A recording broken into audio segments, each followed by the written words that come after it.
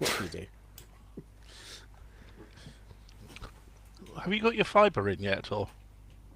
Me? Yeah. Yeah, February. But Okay. but I'm out in the studio, so I don't have. So I'm on Wi-Fi back to the house, so I don't Oh. have the full fibre to. I don't have fibre to the studio. Ah.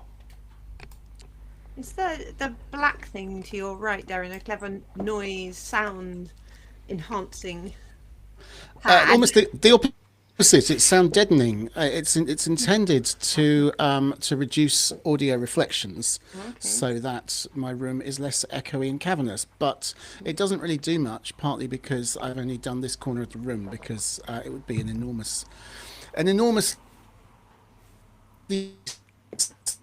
scale undertaking to You do just all broke of up the badly. walls and ceiling, which would probably be necessary to make much of a I don't Darian, difference. you're And freezing. it would make my room very, very gloomy. And Darian, as John's saying, is everyone you're hearing me breaking up. freeze? Yes, Yeah. and your Yes? picture's freezing I did. and your I sound actually is watched your stuttering. podcast Okay. last week, and when it happened, I don't know if the same's going to happen.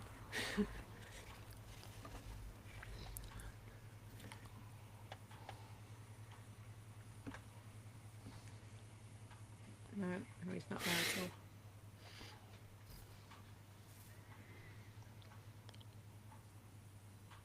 You've frozen completely, Darian.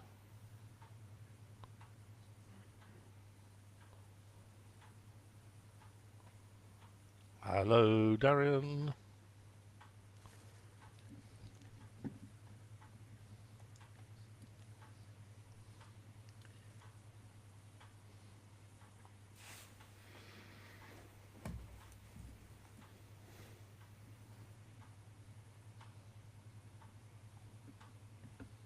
He's gone.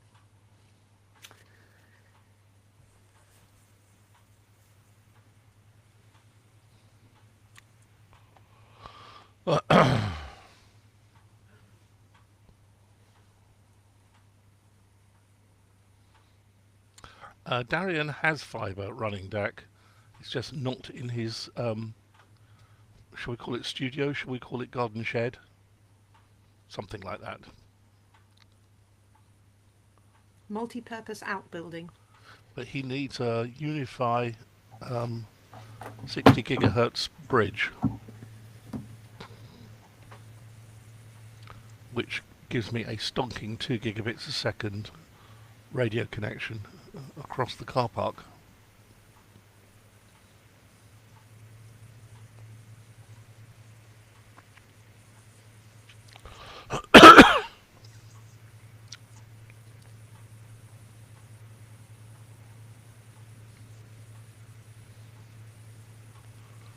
Okay, thank you, Dr. XXX. Am I a disarray or am I a blunder?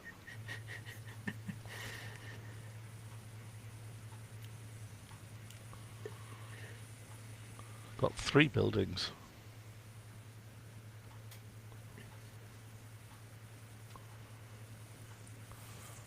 Earth calling planet Darian.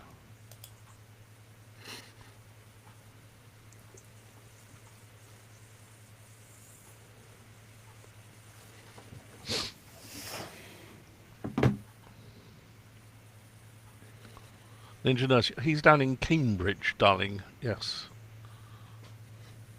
Near the airport, as you can tell by the planes that go overhead.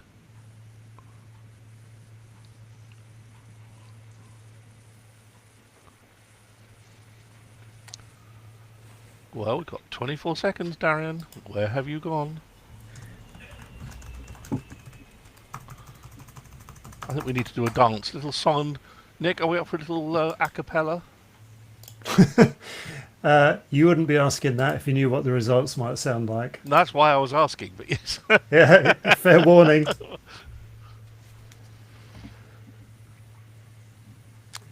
Yes, yes, I know it's 1 o'clock. Thank you.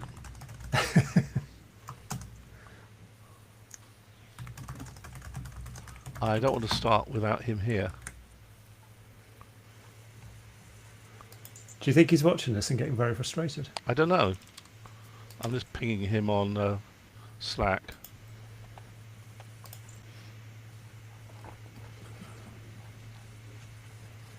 You literally wrote ping. I did.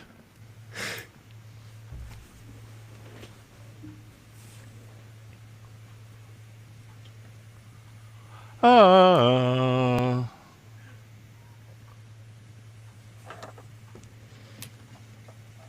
if he...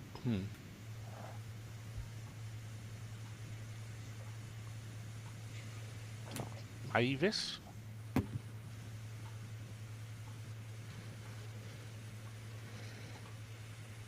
Come on, Darian.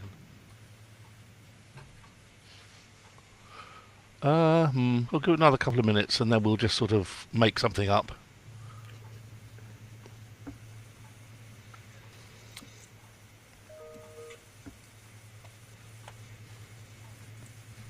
Oh.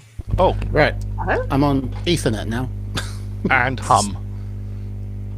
Oh, well, that shouldn't be happening. It has. Well, I wonder why. Power supply. No power supply. Just an Ethernet cable going into the router.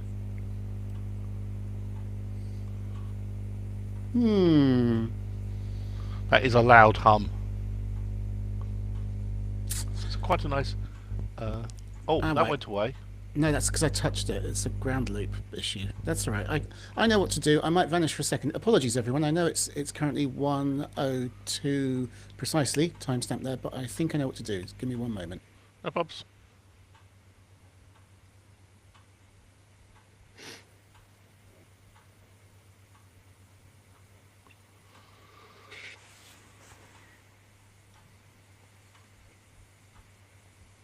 Good God, is Take That still touring?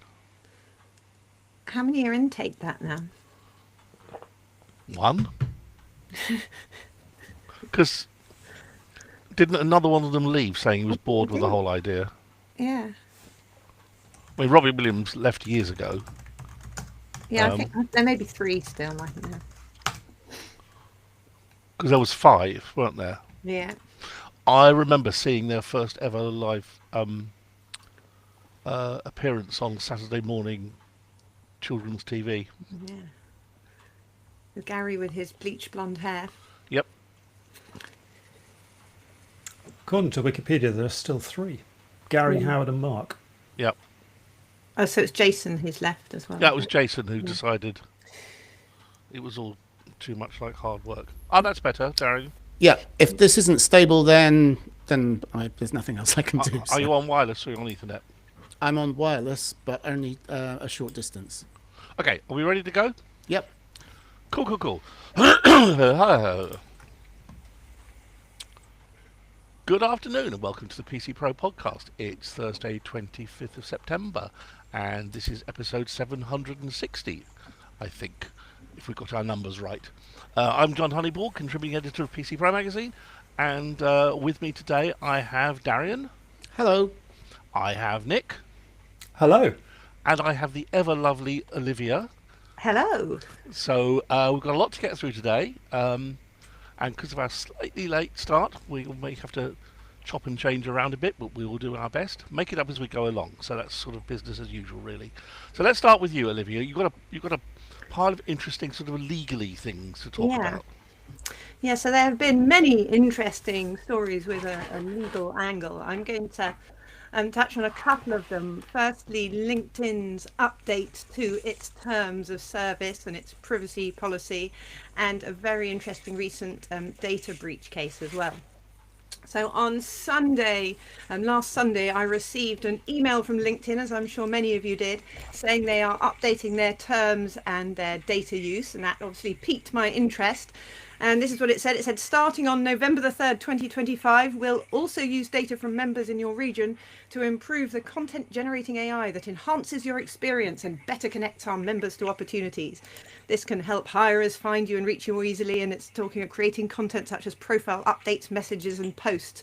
And it could include data like details from your profile and public content you create. It does not include your private messages. Then it said I can opt out at any time in my settings. And I believe we've all looked and had found the settings where we can opt out if you'd prefer not to. If you've already submitted the data processing objection form, which you could do anyway, please check your settings. And it also directs me to their privacy notice. So I mean, so the focus of this was the AI use of my data to train their AI, and indeed all their member data. Easy to miss, though, we mustn't forget, it also refers to other updates, referring to sharing data with affiliates and changing their terms to allow them to change their terms more easily as well. So when they make other updates, they don't need to go to such lengths to tell us, perhaps. So I'm going to go back to the AI training, which is one of the most interesting things coming out of this. And these changes actually date back to last year. They were delayed by a year. They tried to make the changes this time last year. And the UK Information Commissioner's Office picked up on it and asked them to suspend it. So a year ago, I'm looking at an ICO press release from a year ago. They say, "We are pleased LinkedIn has reflected on the concerns we raised and it has suspended its use of AI for model use of data for model training, pending further engagement with the ICO." And then 2 days ago, which would have been Tuesday, it had another press release saying, "We are pleased LinkedIn has reflected our concerns again, making it simpler for users to object to the processing and providing a longer window to do so. LinkedIn has now taken the decision to resume its plans and we will continue to monitor the situation." So clearly from my perspective, I'm very interested in it from the data protection point of view and its lawful processing of user data. And the ICO has obviously been engaging with LinkedIn prior to its relaunch of using our data to train its AI models. And one of the key legal issues here is what's known as the lawful basis under data protection law, and the difference between seeking user consent and giving us users an opt-out, which is the model they've gone for, which means they're relying on what's called a legitimate interest lawful basis. And if they use that, they don't need to get our consent. Now, it can be very tricky to rely on legitimate interest because you have to do a balancing test between us as the user's rights and LinkedIn's legitimate interest in using our data to train the AI models. So they have to put safeguards in place to make sure that our rights aren't prejudiced. So what it seems they've been doing, which has made the ICO a bit happier, is making the opt-out clearer, being a lot more transparent about what they're doing, so giving us lots of information about it. And they've given us a window of notice. So they haven't just said we're doing it tomorrow, opt out by tomorrow. They've said by November the 3rd. So that's...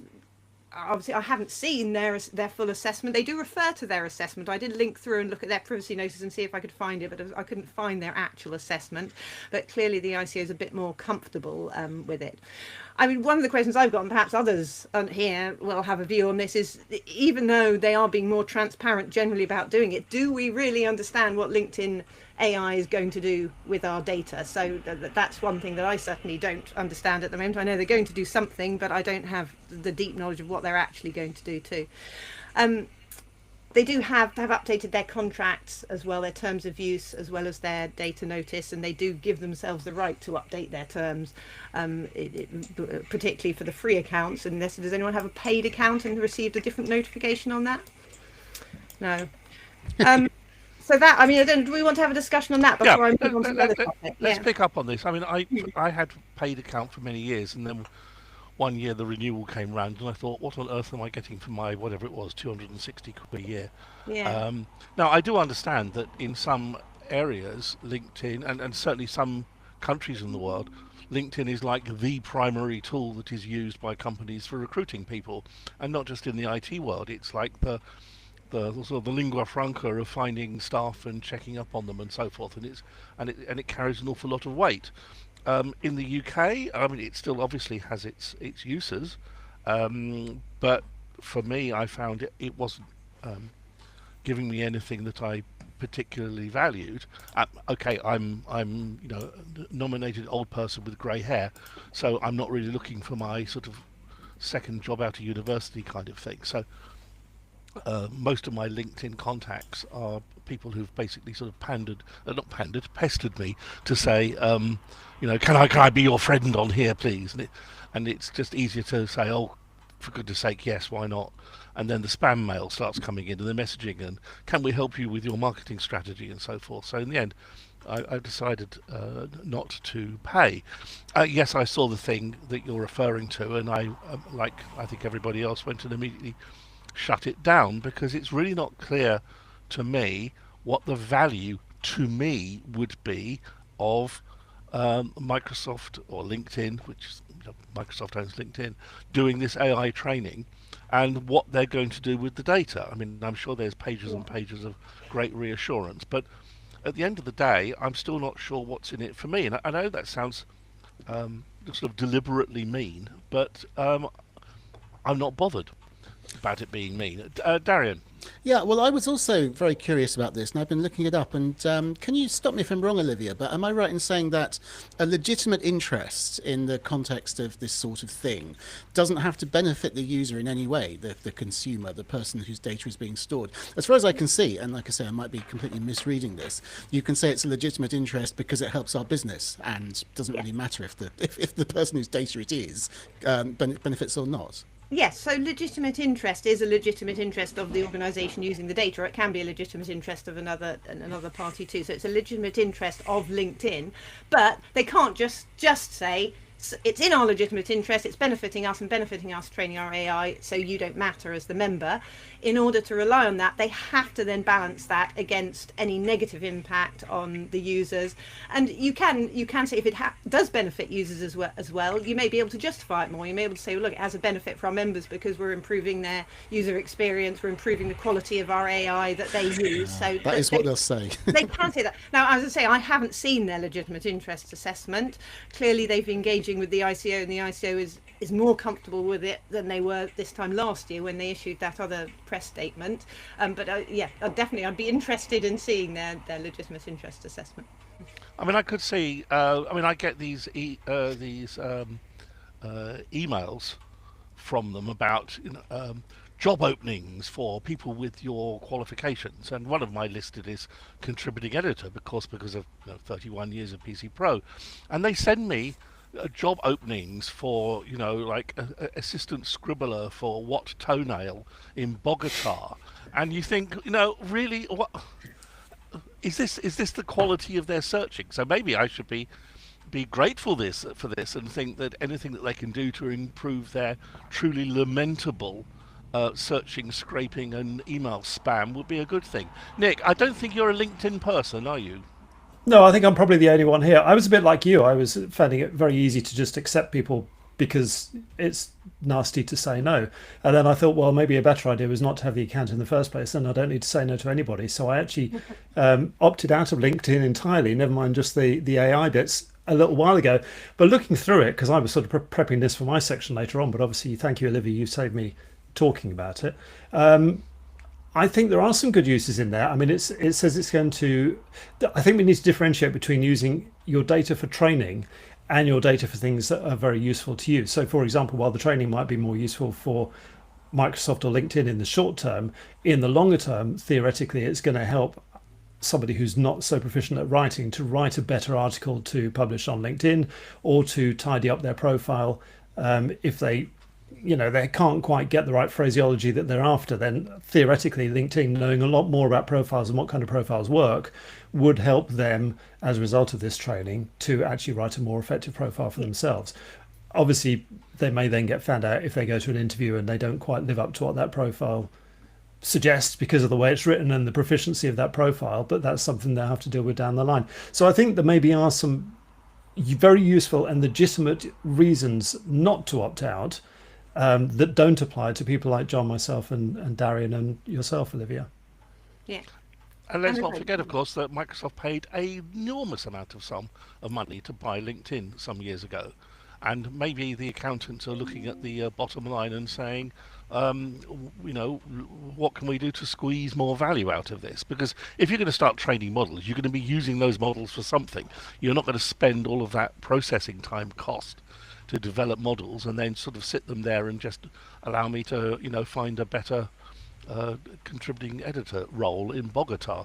So okay, talking about Microsoft, one of the other updates their terms of service is to make it very clear they're going to be sharing data with affiliates which include Microsoft as well. So I think that's part of what you're saying, John, getting more value out of that data. Let's share it elsewhere in the group as well. And then let's push this into tools for. You could see. Nick's absolutely right. You could see how they could do sort of a wizard in Word for let's jazz up your CV in LinkedIn. And to the punter on the street, that might actually look quite quite enticing and effective. But we'll have to wait and see. Olivia, do we have any more legally things? Yes, I wanted to update on the very interesting data breach case, which was a Court of Appeal judgment earlier this month. Or actually, I think they actually did it at the end of August, so it was published earlier this month. So the facts of the case don't involve a technology breach. It was actually a different type of data breach, but the outcome will have an impact on all data breaches and the extent to which individuals can get compensation for data breaches. So the case was in case you showed Farley and others and Equinity, and it was a Court of Appeal judgment. And it dates back actually to 2019. So EU GDPR was in force in the UK at the time, and Equinity, which is a pension scheme administrator, sent an annual benefit statement in the post to its members, and apparently over 750 of these were sent to out-of-date addresses, so they were sent to the wrong address. There is a technology issue, because apparently the system database had picked up the wrong addresses in error, but when they printed out the addresses presumably and sent them. So some of these were returned unopened, some were reported not received, and some were never recovered, and we don't know what happened to them. And the members took a collective legal action against Equinity for this data breach, and wanted compensation for the damage they'd suffered as a result of this breach. So the interesting issues are, well, what damage have they suffered? Have they suffered any damage as a result of this breach? Have they got any evidence that there's been any loss of their data? Because some were returned and there was no actual evidence of misuse.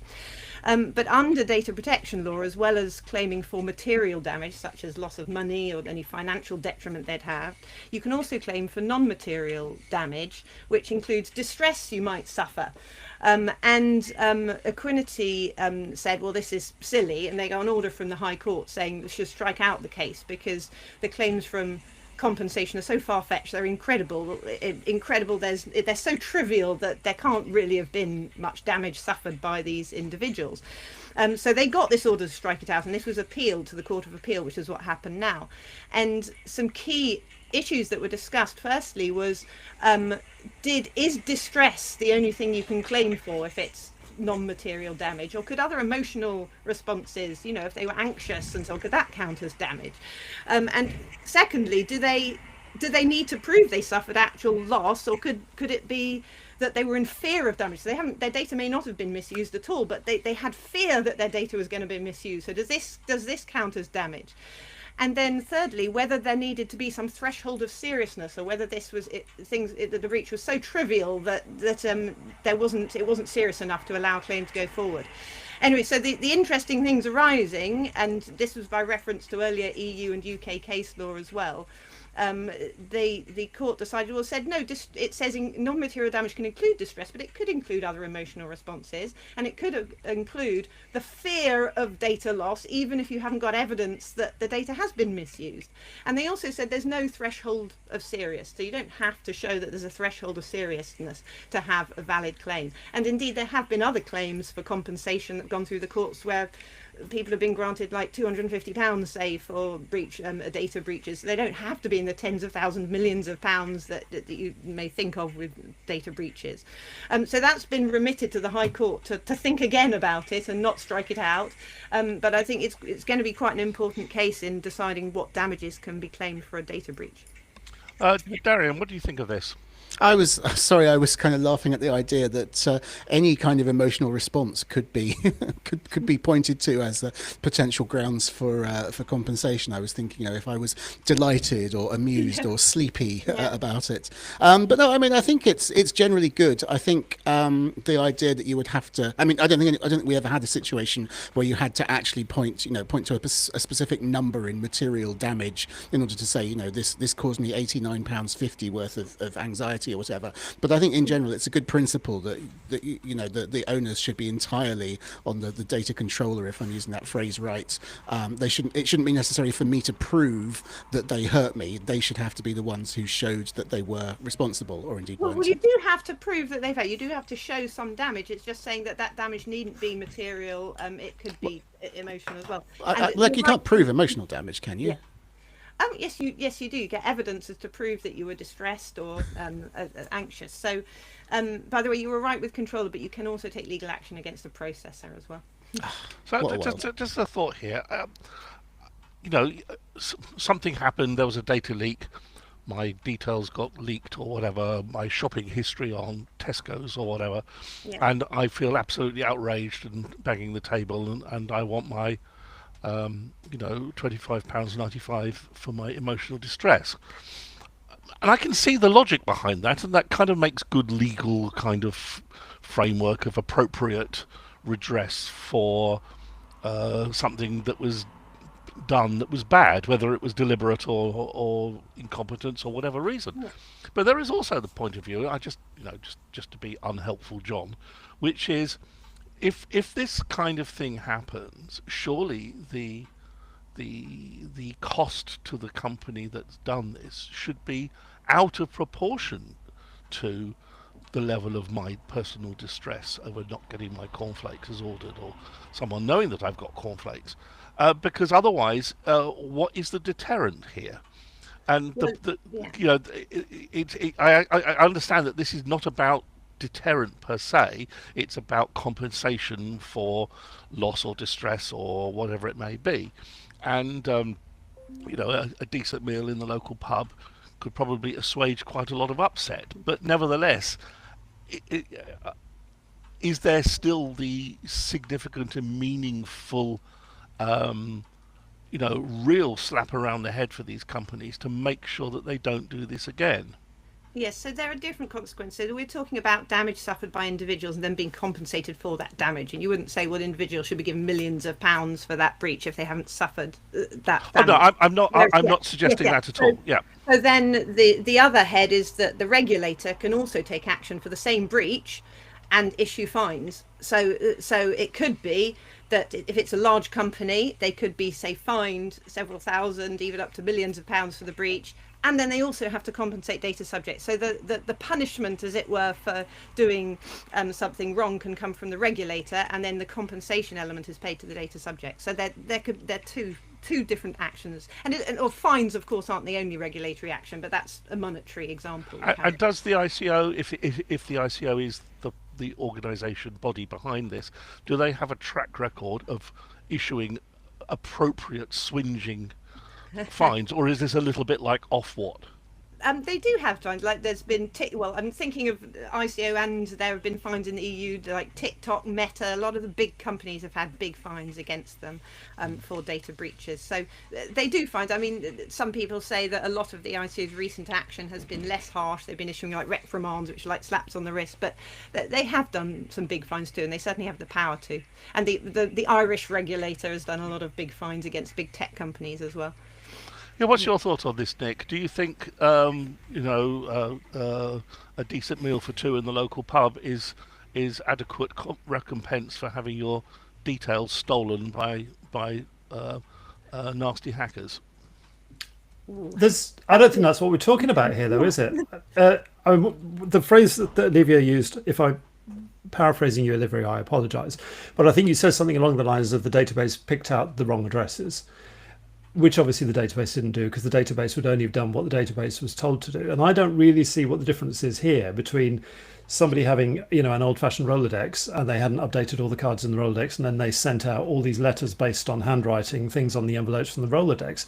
And I'm not sure that we would be looking to sue somebody for what we might term a data breach in that instance. It seems to me that the only distinction here is the fact that the data was held electronically and mail merged effectively onto these envelopes, rather than taken manually from something like a card index file and written onto the envelopes. And would we be compensating in the handwritten instance the same way we are compensating in the mail merge instance? That's a really good point you raised, Nat. And actually, one of the issues raised in the case was this actually processing of data, because the result was physical letters in the post rather than that. And they decided there was processing in this context. But it's a really good point as to the meaning of processing, because often things in paper form still count as processing, by the way. So if you have an organized filing system like your Rolodex, that would still count as processing of personal data, just in a manual form. But other things, like just a written letter in the post, and where the content isn't being processed by the post office, for example, because they are just handling those letters. So it's another interesting technical point as to what counts as processing. Yeah. Nick? And the other thing that would make me less disquieted in this situation was it's my details going out on an envelope once. And obviously my details are inside the envelope as well. So if somebody Yeah. opens it, that's gone to another level. But it's not like my details are in a batch of 10,000 people's personal data that's leaked onto the dark web that may then spread and spread and spread and spread. This has a hard stop point unless someone's going to manually go around everyone's addresses, get all of the erroneously sent letters, copy out the details again onto something else. So personally, go on, Olivia. So they could upload it. So someone who opened that letter could then have scanned it and uploaded it to the dark web for the particular individual they received. Yeah. Anyway, this is fascinating stuff because it's the sort of the thought process of working through what this all is. And thanks for picking up on those thoughts, Nick. That was very interesting. But we need to move on because it's Intel time with Darian. Yes, so Olivia was saying you don't have to focus on the data controller, you can also go after the processor, and I think that's exactly what Intel is doing. Yes. We mentioned a couple of weeks ago that the US government made a $9 billion investment in Intel, obviously having decided it wanted to prop up and support an all-American company. Well, it's got, it's quite global, but it certainly has a headquarters in the US. And we didn't mention this, but a couple of weeks after that, SoftBank invested $2 billion in Intel. Now, Nvidia has come along and made a $5 billion investment in Intel, possibly partly because it's seeing the way the wind is blowing, and if the government is, has bought a big stake in Intel, then probably it's not going to let it fail anytime soon. But also, this is a rather nice little synergy for both Intel and Nvidia, who have been facing increasingly stiff competition in the consumer PC market from AMD, whose APUs, their combined CPU and graphics processors, have been getting really rather tasty and increasingly popular. So, as a result of this new deal, it's been announced that you're going to be able to buy SoCs which combine x86 processors and NVIDIA GPUs all in one neat little package, which will be very appealing to people who like graphics. And also they're going to be working together to make integrated systems with x86 CPUs and NVIDIA AI processors. So a real big play for the data center as well. This seems like it could be kind of seismic, actually. I think this could really dictate the shape of the silicon market for quite a while to come. And as Gavin Hall says on Discord on our live chat feed, will this lead to Intel dropping their ARC or ARC range of GPUs? Oh, straight in with the practical question. Intel have said, they have addressed this question. They've said the idea is for the relationship to be complementary, and they haven't announced any plans to drop the ARC GPUs. I imagine internally there's probably a wait and see attitude. I mean, it'd be crazy to start ripping up your roadmap and decommissioning fabrication plans on the basis of a piece of paper that was inked 2 days ago. But I suspect in a couple of years, or possibly even 9 months, if everything is going well, if there seems to be sort of good faith and continuing convergence, it does seem a little bit unnecessary for Intel to continue investing in GPU technology at this time when, as we know, they are trying to streamline and focus as much as they can to claw back what they hope will be market leadership. So I think don't worry about buying a computer with ARC graphics today. I'm sure it will be supported for a long time, but I won't be at all surprised if 3 years time it's we're gonna have to come up with a decent portmanteau for Intel and Nvidia doesn't really seem to work. Yeah, I mean, I must confess, I would be somewhat nervous if I worked on Intel's ARC chipset design Yes. team, because with Nvidia coming through the front door, all checkbook blazing, and having inked deal, I think we would all agree that Nvidia is a stronger marketing brand than Intel ARC. Even just in terms of looking at the box in the shop on your high street. So I think it's definitely a strategic win for Nvidia, and in some ways it shows yet again just how weak Intel's position is at the moment, that it would even entertain doing this, because it's basically handing the IP of a whole chunk of its silicon design platform, putting fabrication to one side, but their design part over to a third-party company, and that really could be seen as quite a retreat. As you say, Darren, there's chipsets that are taped out and in early engineering and so forth, and I cannot see them killing those off just because this deal was done in the last week. But the writing's on the wall here, and the shareholders will be pushing for this too, I'm sure. Oh, I should have said, by the way, Intel shares up, get this, 28% on the news. That's insane. Yeah, I mean, and there you have it. The writing is on the wall here. There's going to be an enormous amount of internal pressure to implement this and get it done. Nick, do you have any thoughts on this? Nope. Well, that's all very lovely of you. Thank you so much. And I'm guessing, Olivia, this is not really quite your cup of Darjeeling.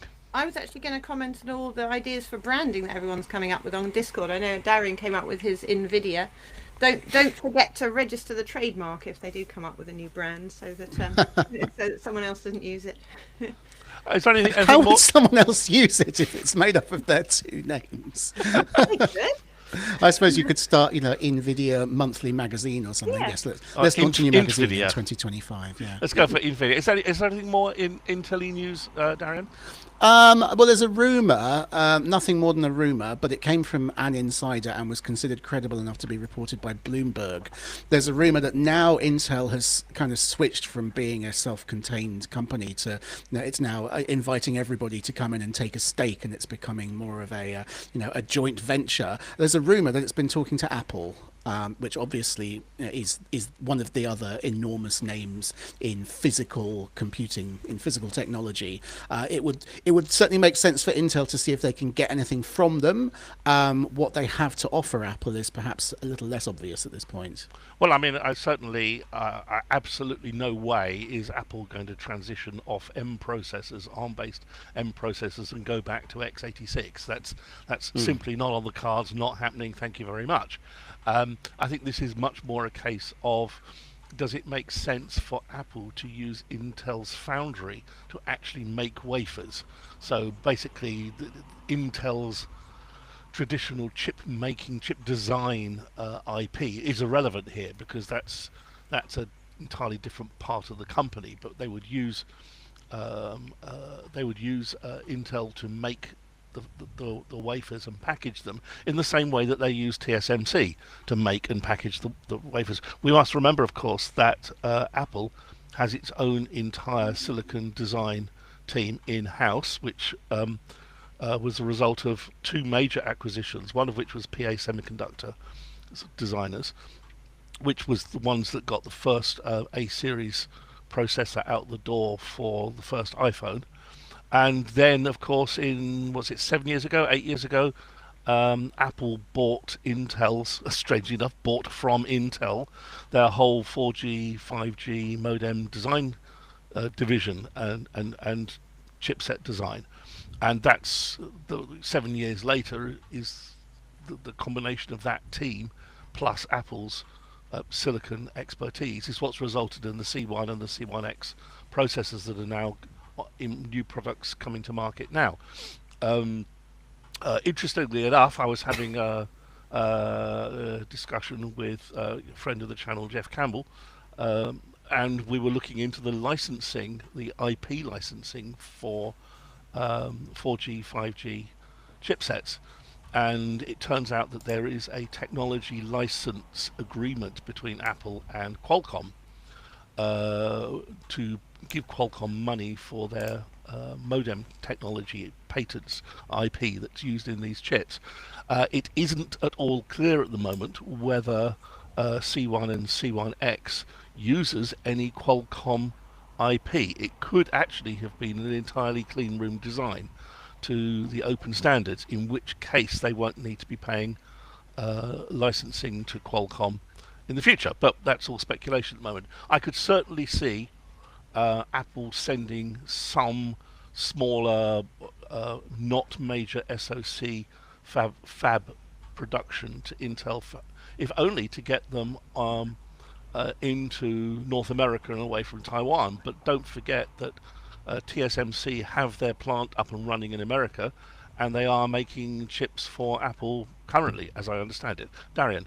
Well, I was just going to say it makes perfect sense for Apple to want to keep its options open, but making an actual investment in Intel, which is what the rumours suggest Intel is angling for, would kind of be almost the opposite of that. I don't see. I think it would be absolutely in Apple's interest to hang back and say we're not going to invest in you. Show us what you can do. You know, there's been persistent rumours that Intel's struggling to get yield up on its what are we on now 10A chips. So it doesn't make any sense to me. But as I say, it's just a rumour. We'll have to see It's what completely actually a rumour, emerges. and it's one of those things whereby someone's in the White House said something to someone who said something to someone else, and the proof will be in the deliverables on this front.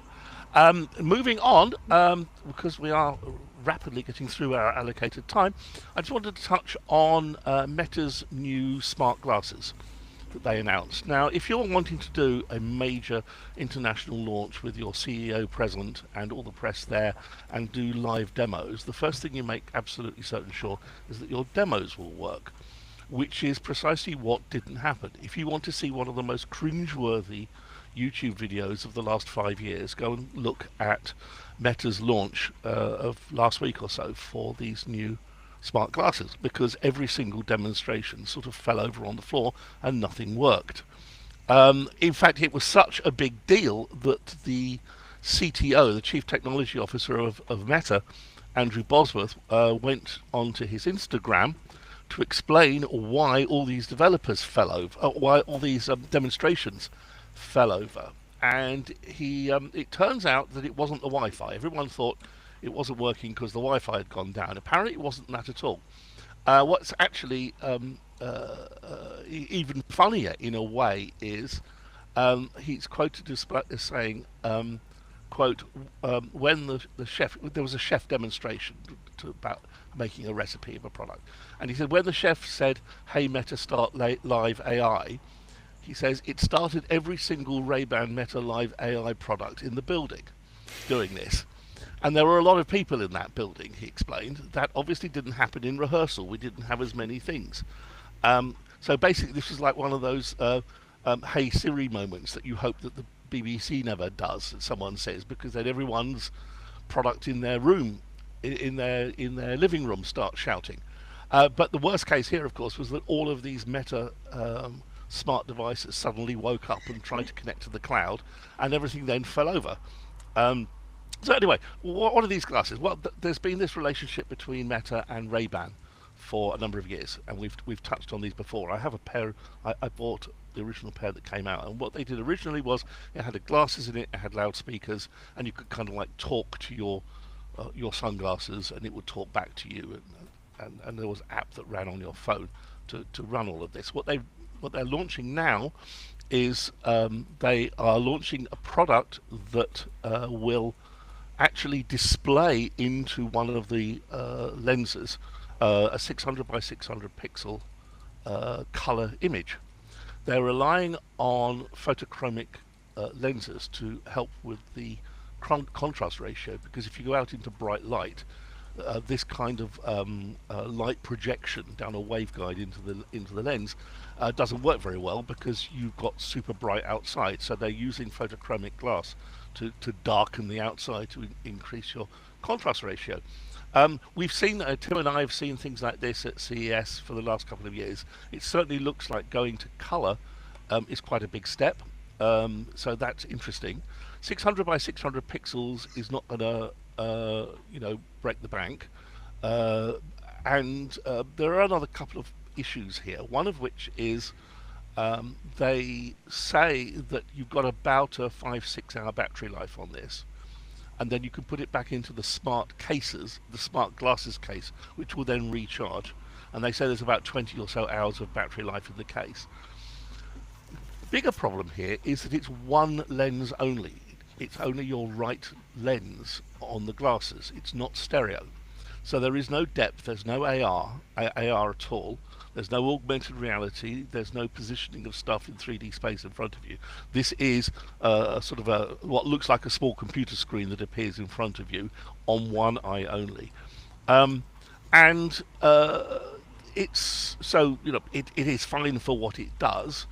There is one more problem, which is why I'm not going to buy it, which is of course, if you're going to do this, you need to do it with prescription lenses being available, because a lot of people need prescription glasses lenses, and they only offer -4 to +4 diopter, which is a really quite limited range, and certainly would not make it wearable for me, because I need -6. And of course, that's no problem at all on Apple Vision Pro, which can do something like -15 to +8, I think, on the Zeiss lenses. So it's kind of niche. The final problem with it is that they've done a developer kit, which is okay, except the developer kit is basically to do... it doesn't allow you to write apps that then appear on the screen. It only allows you to kind of interact with it. And of course, Meta here does not have an entire top to bottom stack. It's relying upon an app running on your iPhone or Android phone in order to do anything. So it's a good step in the right direction. The price point, I believe, is £799. Sorry, $799. I don't think they've said how much prescription lenses are going to cost on this, but this is not a small cost, and of course it's a lot more than the existing Ray-Ban products, but of course with the display it's doing a lot more. So it's going to be very interesting to see how well this actually plays out in the marketplace, and whether the addition of this display technology is good enough and interesting enough to really grab people's attention. Darian, have you got any thoughts on this? Are you going to be buying a pair? Well, obviously, I am, as like you, I'm a prescription guy. I'm cautiously interested, but I haven't yet seen. I don't know. I mean, to be completely honest with you, every time I hear about smart glasses, I'm just picturing the bulk and the complexity and the battery issues, and it's all such a turn-off. It's I feel like, if I'm not mistaken, I think you might have just written a column about this, about how we need quite a bit of future technology to make everything work well enough for this to be mainstream. And at the moment, all of the everything we see is a step. Sorry, there's just a large cargo plane flying overhead. Everything we're kind of seeing, every new product that comes out is kind of like maybe a demonstration of moving things forward in one area or another area, or trying a different thing. But it feels like we're some way from anything which I would ever even consider, I'd ever even want to try, let alone spending my own money on. Perhaps that's unfair. And of course, what they've done in terms of the dev platform is, without wishing to sound grumpy, it's trivial.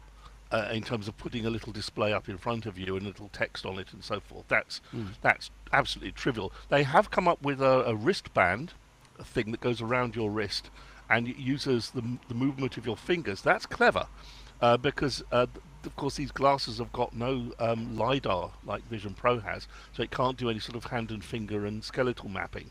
So it's relying upon movement sensors from this sort of large wristband thing that sits on there. Some people have said to make it work reliably, it has to be on there really quite tight. So again, it's kind of on the edge of somewhere between R&D and almost a product. But we'll have to wait and see how it goes. Nick, is this something that's going to appeal to you? Are you going to rush out? I'm not going to rush out. I think you're both being really negative about it, more so maybe than it deserves. I think I was really interested to hear the official explanation, which was that it was all of those glasses jumping on it at the same time. I don't know whether you live in a house where there's multiple iPhones or Apple devices, because mine certainly knows my voice rather than my partner's voice. And if I say, hey, and its name, and I'm not going to say it because it's here and it'll interrupt us, it knows that my phone is the one that responds, and not the other phone in the house. So, hopefully that's something that post this demonstration will be coming to these glasses as well. My other worry, of course, is if you've only got a display in the right-hand eye, what happens to those people who can't use that side of their vision? Because obviously not everyone has a fully functioning right-hand eye.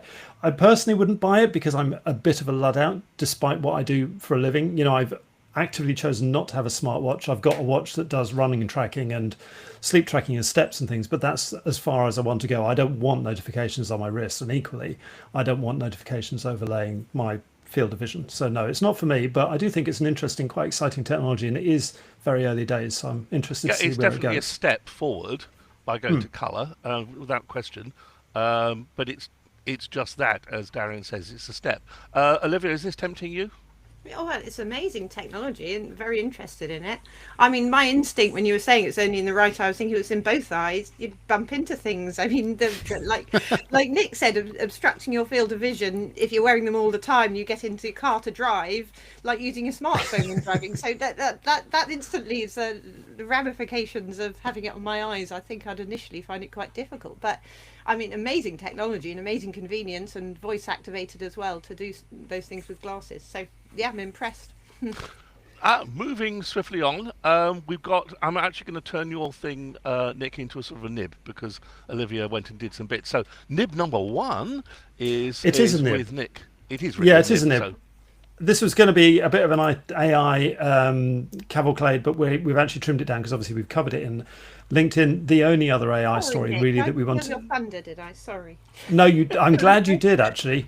But the one that remains is about AI coming to Notepad. If you are on the Windows Insider program on either the Canary or the Dev channels, and you're using a Copilot Plus PC, you can now write or rather ask it to write for you, to summarize and to rewrite content. And you can switch backwards and forwards between cloud-based and local LLMs. So it's not necessarily going to need a network connection. And crucially, it also doesn't need a Microsoft 365 subscription. The other short bit of news where those channels are concerned is that there's a new version of Paint, which has projects in it. They're saved as .paint files. And we should have seen this coming really when layers appeared, and now we've got opacity slider as well. It makes it far more able, and it also means that you can go back in, and to a degree you've got non-destructive editing in there, because obviously you can change opacities of things. Remove layers, presumably. I haven't used it, and it's coming far more towards being a more capable, more professional image editing tool. Next one is with me. I found this on Twitter a couple of nights ago, and I must confess I laughed out loud. A chap in America, in I think he's in San Francisco, discovered he could reverse engineer the parking ticket website for San Francisco.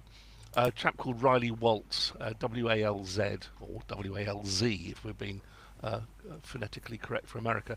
And he discovered how their system sort of allocated blocks of parking ticket numbers to the wardens that were wandering around, which meant he could then predict what the next number was going to be and look it up, because there was a public API by which you could do this, and the API, if you got a right ticket number, returned back details like where it was, when it was, and so forth. So he very, very cheekily, and I thoroughly admire him, took an app using Apple Maps as API to basically present a map of currently where all the traffic wardens are in downtown San Francisco based upon when they last issued a ticket and how many minutes ago it was.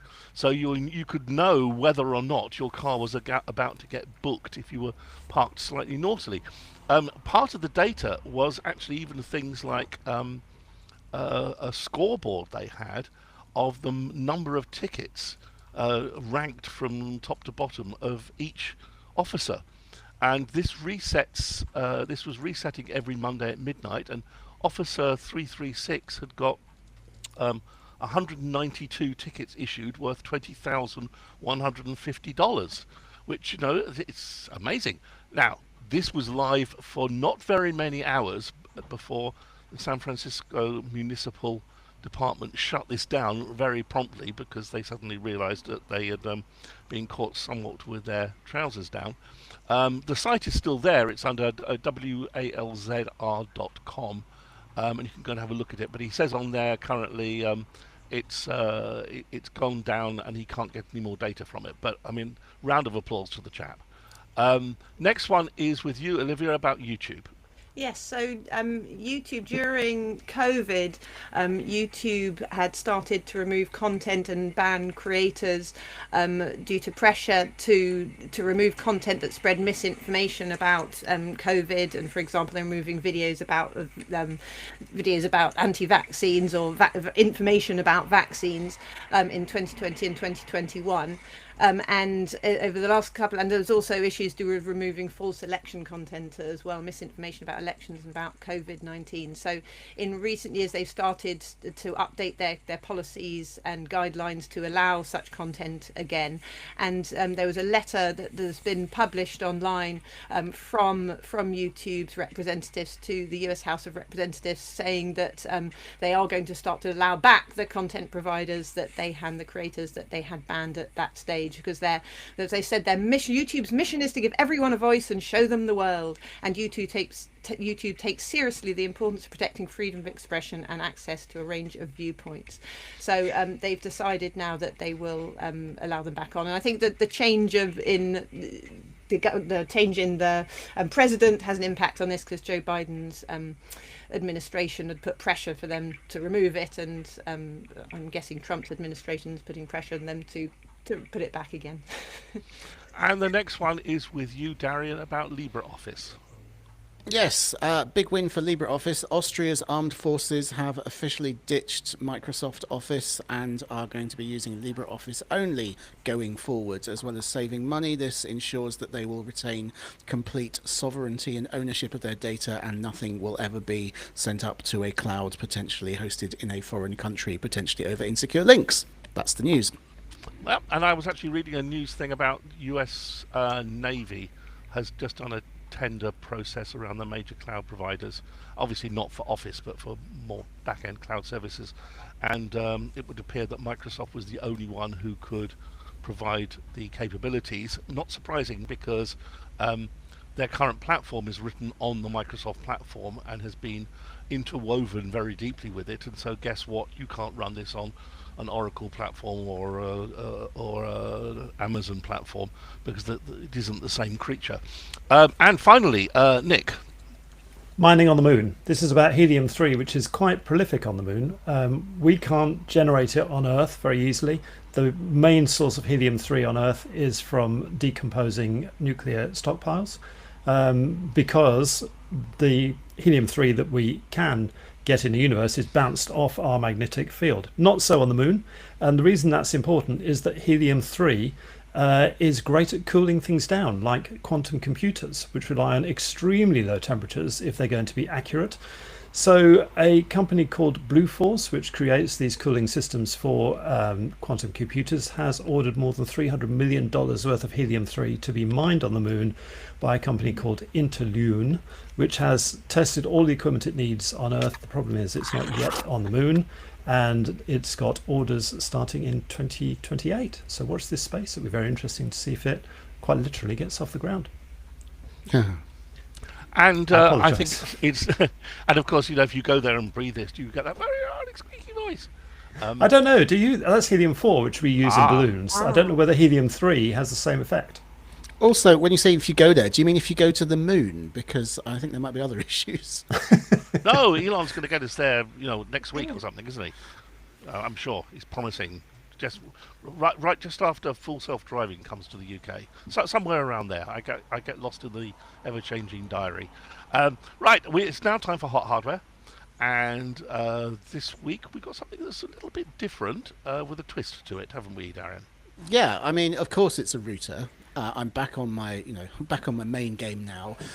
This is the let me just dig out the precise name. This is the Devolo Wi-Fi 6 router 3600 5G, which is a terrible name. It's just like throwing all the relevant parts together with no consideration for branding or a nice, neat, memorable, not even a memorable order of things. But the router itself is pretty solid, as you can see. It's a big white tower. And as you will have picked up from the name, what makes it slightly more interesting than your average router is this little SIM slot on the bottom. It is 5G native, so you can go and get your giffgaff or your Lebara or whatever, data SIM and stick it in, and then this will turn your mobile internet connection into a fully featured home network with it is Wi-Fi 6, but it's very good Wi-Fi 6. It's 4x4 MIMO, it's 2.4 gigabits a second. It's I've tested it. It's jolly fast. It's actually better than it's better than most Wi-Fi 6 routers I've tested, better than many Wi-Fi 7 ones as well, because at the moment Wi-Fi 7 routers a lot of them are quite cut down because the chipsets I think are rather expensive, so they're not making the most of Wi-Fi 7's capabilities. So Wi-Fi 6 is actually still a pretty good choice for many people, and this is basically a rather good fully featured Wi-Fi 6 router. It's got all the features you might want, such as I don't know, band splitting and outbound VPN capabilities, and I shouldn't have started this. Time limits for kids' devices. So I like the idea. If I had had one of these a year ago when we first moved into this house, you may recall, I didn't have fixed line broadband for 3 months after moving in. This would have been ideal because I could have set up a perfectly regular, normal home network with all the features and trimmings that I wanted. And then when we finally did get a connection, you can just pop the SIM out, plug your regular fiber modem into the back, and just continue using it as a normal router. The only downsides that I'm aware of are, well, it's only got 2 Ethernet sockets, which I'm a bit sniffy about, and it's expensive, I'm afraid. Building in 5G modem is always pushes up the price.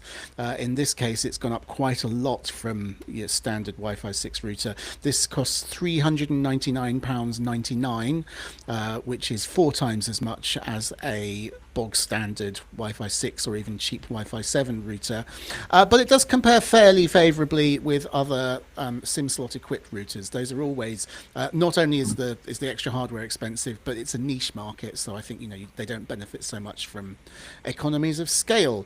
So if you're living somewhere where you cannot get fiber or DSL, or if you're moving around a lot and you want to, you want to have a reliable connection that you can just transport, then I commend this white cuboid to the house. Well, of course, to get this to work well, you do need to be in a good 5G environment. That's true. Yes, it will drop down to 4G or even 3G if you want, but it obviously it does require coverage. The good thing about using a router this big is it's got 6 big internal antennae, and it supports 4x4 MIMO even for 5G connections, so it can get a better signal out of whatever is available than your phone alone would. I found, compared to using my phone in hotspot mode, this is about 30% faster when I put it in exactly the same place in my house. So that's pretty good. So obviously 3G is being shut down in the next weeks, isn't it? If I remember correctly, it's definitely about to fall off its. Yes, that does sound right. I wouldn't recommend you rely on it anyway. So what sort of speeds have you put a 5G SIM into it and sort of cranked up? I have. I mean, 5G theoretically can go up to like a gigabit a second, but you'll never, ever see that. I live on the outskirts of Cambridge, where 5G is it actually doesn't reach my house at all. But I was able to take this to my local Starbucks and plug it in, where they do have a 5-bar 5G signal, and I got about 100 megabits a second over my 5G SIM, which obviously not great, but at the same time, obviously enough for any kind of standard domestic purpose. So my question next, of course, is going to be, why would I have that on 5G rather than either the full fat or the smaller backpack version of Starlink? No idea. Okay. Just like if you're a 5G person, that maybe you have an existing 5G subscription. What I thought you were going to say is, why would you buy this rather than signing up for something like 3's home mobile broadband service, where you pay 22 quid a month and you get a hub included? To which the answer is, I believe that's a fairly simple sort of cut down, lightweight piece of kit, and this is much more of a fully featured router. So for many people, this probably isn't the right choice. But if you fancy yourself a little bit of a home network admin, then you'll get more functionality. Plus, you'll get the joy of actually owning the router rather than leasing it. And I guess being 5G, it's going to be somewhat of an irrelevant question, but I guess this is gigabit Ethernet on the back. One of them is gigabit, and one of them is 2.5. Can you define which is which or not? No, you can't. The 2.5 has to be the one which does WAN if you want to use an Ethernet connection to the internet. So, I mean, there's not really a huge No, I suppose that is a little bit of a problem if you wanted to have a gigabit fiber connection coming in, and because then you wouldn't be able to have a true full 2.5 gigabit home network. But I think that's really a niche case. Yeah. And just because my brain is storming on this, what's its rolling power consumption and what's it going to cost per year to run? Do you know, I haven't measured that. Is it under 10 watts? I should have measured that. I don't know. Normally for a standalone router, about 10 is right, Yeah. but I can't tell you. Sorry. Okay, no problem. Nick, have you got any questions on this delightful thing?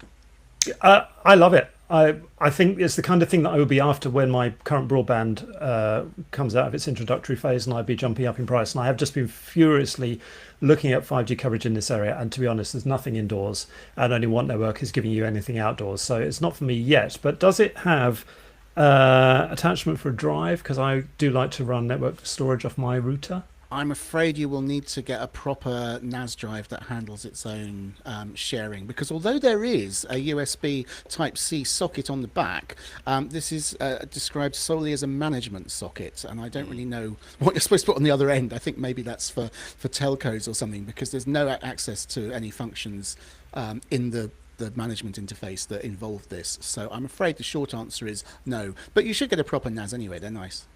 And, Yeah, I mean, other than that, I really like the idea, and I think also I'd probably save the initial outlay in just paying for a data SIM rather than my broadband connection. And there's a fab new set of Unify NASs coming out, including a really cheap 2-bay thing that will probably be right up your street.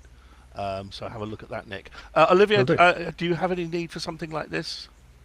I like the SIM slot idea on the thankfully rare occasions that our broadband has gone down, or as Darren says, when you're moving or changing things. I can imagine that being incredibly useful, just slipping your SIM card in and getting the network, because we have in our house a great need for a network around the house. So I can imagine that being incredibly useful. But I say at the moment, thankfully it's rare our broadband's gone down. So as Nick said, maybe we're reconsidering providers. Okay, can someone do a votey thing on Discord so that we can see the views of our lovely podsters? I can. We've got one going. That's good. One last question, Darren. Does it support eSIM or is it physical SIM only? I'm 99% sure it's physical SIM only, because I've read through the whole instructions and I've been through the whole management interface, and I've not seen a single reference to eSIMs. But it I could was thinking of what you might want to do in terms of taking something on holiday with you or something. Keep the family happy and all of that. Okay, it's a bit bulky to take on holiday. There are much more compact solutions, although they tend to be more expensive. Okay, so I think it's now time to go around and do hot or not. Nick? Boiling. Boiling. That doesn't get hotter than that then. Olivia? I'm going to go for hot too. Yeah. Okay, and Darian? Now, even though I'm the one proposing it, I think I'm a little more lukewarm on it than you guys. But I am positive. It is hot, but at 400 quid, I mean, as I say, it's 4 times as much as there's a lot of other things you could do for the money, including buying a cheap smartphone and putting it in tethering mode, although it won't have the manageability or the range. So I think it's quite specialist, but still hot. Good question raised by James London. Can you set it up so you've got like your gigabit fiber coming into it and then use 5G as a failover? Or I have not seen that. That's a really good thought, but I've not seen that function in the firmware. That does seem like something that could be added.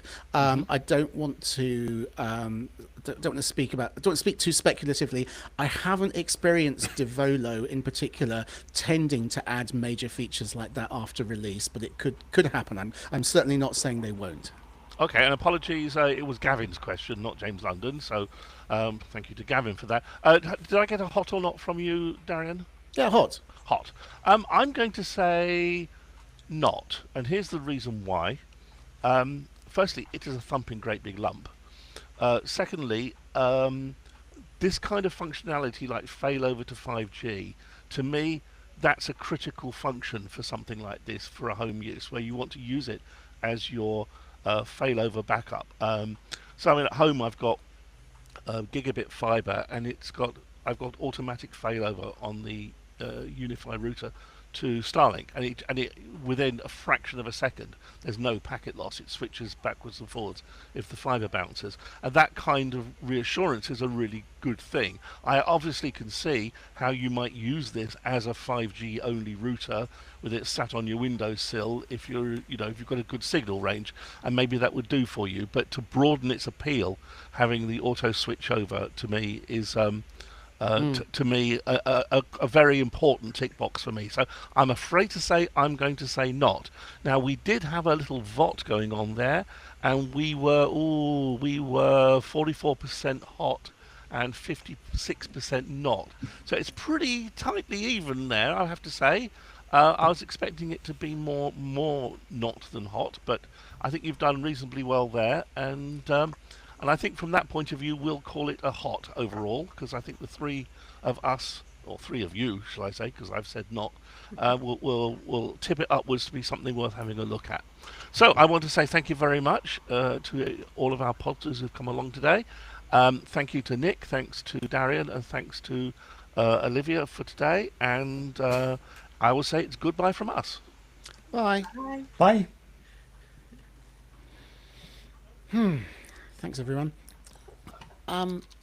Just seen a question from Retney about drum kits, and I just got a press release from Alesis saying they've got a new sort of kit that has an E hi-hat, which actually goes on a real hi-hat stand. So it might be worth looking into that. I wouldn't normally recommend Alesis. Roland obviously is the go-to. I've got a Yamaha because the Roland ones are expensive. But have a quick look at Alesis just to see if it's anything of interest to you, would be my advice. Great, thanks all. All And right. don't forget, don't close your window until it says it's all uploaded. Otherwise, Darian will have a heart attack. And thanks to everybody online, and we will see you next week. Okay. Bye-bye, everyone. Bye.